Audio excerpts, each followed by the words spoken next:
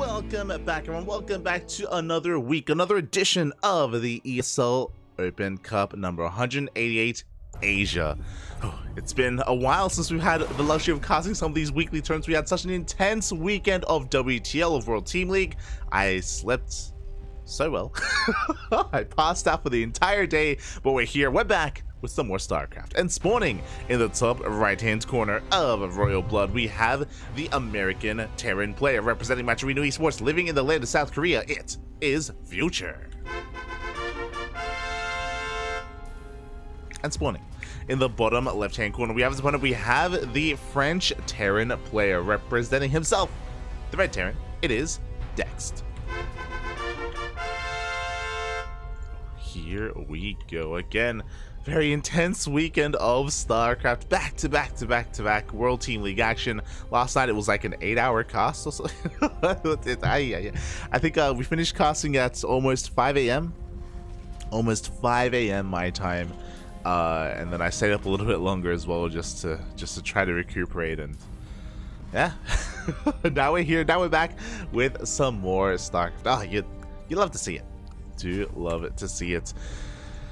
Oh boy, of course, your weekly dose of South Korean StarCraft. For those wondering, this tournament is a weekly, every single week here, every single time at this day, at this hour. We do have some ESL Open Cups. It starts with Asia, followed by Europe, followed by the Americas as well. So there's one weekly tournament for every single region. We have it all for you. We have it all. Here on this channel, we only cast the Asia and the Americas variants of this tournament. We typically don't cast the European one. I think we casted the European Cup once in all 188 weeks. I think we casted it once, and it was a replay cast at that. A replay cast. So yeah, typically we avoid the EU Cups just because we need to sleep at some point, but we may make an exception. Actually, now that I think about it, it's tempting. It's very tempting. It's very tempting to go back to back and cover every single one. We'll see how we feel. I mean, I feel like my sleep schedule is kind of lined up for it, so I wouldn't be opposed to it. And I do want to cast me some Rainbow. So we'll see. For the time being, we do have our first Reaper getting across the map, and oh, Future does shoot first. He's going for said Reaper. SCVs are being pulled, and it looks like Dex will keep it alive. Is forced some lost mining time here. Was a double gas opener, was a Rax into factory into expansion. Back at home, Future likewise going for a very similar opener. So mirrored builds here, except Future, of course, being a little bit more aggressive, a little bit more assertive, is looking to make his way into the main base of Dext.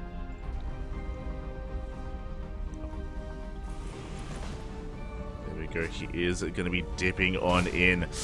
SCVs are under threat, and one of them is going to be going down. A nice control here out of Future. Good grenades as well, able to just disrupt the pathing of the initial units here of Dext. It's able to get the hell out of there, not losing too much at all. We have our 1-1-1 follow-up here. You know, we are going to be continuing marine production. We have our Cyclone on the way as well.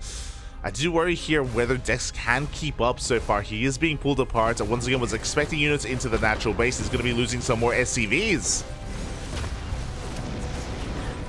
Three more SCVs will go down in the main base. The Hellion was distracting here on the right-hand side. The Hellion will escape after all is said and done. 5 SCVs in total go down to only those 2 Reapers. A great start here from Future. No, he slips in! No, he slips in. He's going to get even more damage done, or he's going to at least get a scat off. Does confirm the production and everything is looking as it should. As back at home, he's getting ready for his defense. He's got his Cyclone, he's got a handful of Marines. I mean, sure, we have a presence on the ground, but there's nothing to kill. Oh, the wall is not a wall, but we get a lock on. A GG gets called. And Future will take game number 1. GG. A very powerful performance there out of Future. As to be expected, he is coming in as the favorite player. But I'm more than happy to showcase some of the more amateur players that are willing to take part, that are willing to indulge themselves here, and be a part of the scene, be a part of the community. I always love to see community members join these weekly tournaments and go up against pro players. always been an advocate for that. I've done that myself. Back in the day, back in 2014, 2015, I would play in Olima Leagues. Which were the basically the old school weekly tournaments for the Korean scene. And week after week, I'd go up against Innovation, go up against Ryung, go up against Keen. Mainly Terran players now that I think about it. Mainly Terrans. The Korean Terrans. And yeah, it'd be a lot of good fun. A lot of good fun. I think I played against like Ragnarok once, maybe. But I remember playing against Ryung many times. So yeah, we'll see if Dext is able to really shore himself up a little bit more here. Shore up his defenses. We saw things get out of control very quickly, especially when it comes to the economic damage that was being done to our red Terran. But here we have our yellow Terran. Spawning in the bottom right hand corner of Gressfarm, we have the American Terran player representing Maturino Esports. It is Future. And spawning in the top left hand corner, we have his opponent. We have the French Terran player. He's red. Not too sure if he's on a team over on the European server, but nonetheless, he's here. He's down in this series looking to fight back. It is Dext. Again, things just got really chaotic really early on. And it looks like Future has no chill. He is not calming down. He sends out his SCVs, going for a proxy 2-racks. Oh boy, Dex is going to be in a world of hurt, especially considering that based on the previous game, it does look like Future does have an advantage in the overall unit control, but this is not unholdable. Dex, as long as he's able to recognize what's happening in time, he can pull some SCVs. As long as he's able to save his own Reapers and work on his factory, he should be okay. He can be okay, I should say. Here we go. Factories are being thrown down. We do see Dex going for an SCV scout. He's not going to be checking around his base here. He's not looking for any proxy locations. Gressman is a pretty common map for proxies, so a little bit unfortunate that he isn't going to be checking for that. As when he gets across the map, he will at least see that the Rax is missing. There we go. Reapers are now on the way.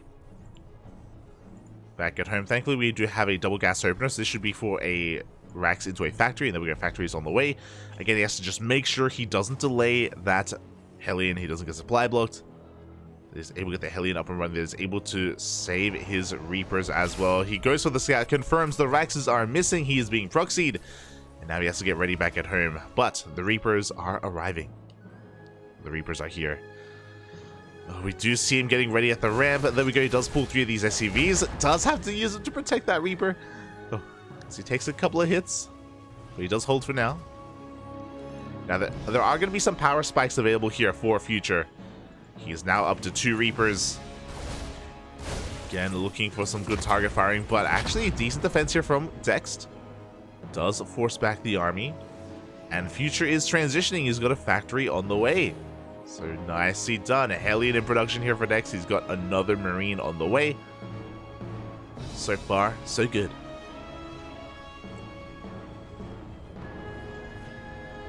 And there we go. Looks like Future, he is transitioning out of this. He's going for his, well, a bit of an Overlord scout, a bit of a Rack scout. Going to be providing him some high ground vision to be aware of kind of which location to dip into. He's going back home. Again, it was a 2-rack, so not the most committed variation of an or like proxy, I should say. Loved is going to be landing his racks as well, just forcing some awkward A moves. Oh, and the depot is going to fall.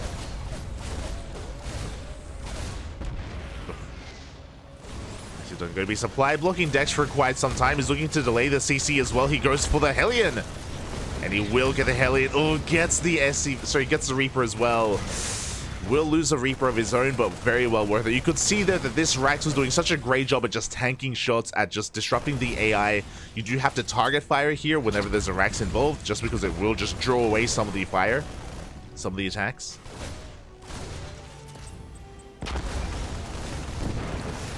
See, as you can see there, a couple of Marines did turn around to attack that Rax, and it looks like every unit is going to go down. 2 Reapers survive, and that is enough to kite these SCVs. There's nothing left to defend. GG gets pulled. And Future will take game number 2 and the series 2-0. GG. Ay, ay, ay. Powerful performance there out of Future. Initially, it was a good defense from Dext, but we saw the power of that Rax, right? It isn't just for high ground vision. We saw that it did such a great job at just pulling away the attention of a unit here and there and just forcing the attack to be on the Rax instead of on the units of Future themselves. In that scenario, as a defending player, you do have to target fire. You do have to specifically select on units. Otherwise, the barracks will draw away attention and will draw away fire. And we can see how things can snowball out of control. Even though Future was transitioning, even though he was, again, working his way out of the all-in and out of the proxy, he didn't even need to. With what little Reapers he had, it was enough to overwhelm and overpower his opponent. GG, well played.